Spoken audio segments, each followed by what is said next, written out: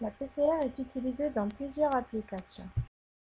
Lors du clonage d'ADN, la PCR permet premièrement de fournir l'insert en excès.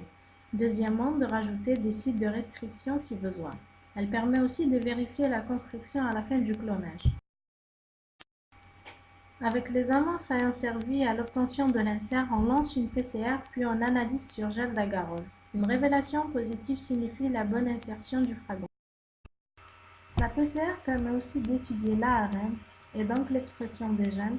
Dans ce cas, on devra réaliser une RT-PCR. Le passage par une étape de reverse transcription permettra en effet de transformer l'ARN en son ADN complémentaire. À partir de cet ADN simple brin, on pourra alors réaliser une PCR pour synthétiser le brin complémentaire et amplifier cette séquence. Cette approche nous permettra de suivre l'expression de certains gènes dans différentes conditions suite à une extraction d'ARN. La PCR multiplex a été mise en place pour gagner du temps en amplifiant simultanément plusieurs séquences cibles dans le même tube. La taille des amplicants doit être peu différente avec une différence suffisante pour qu'on puisse les distinguer.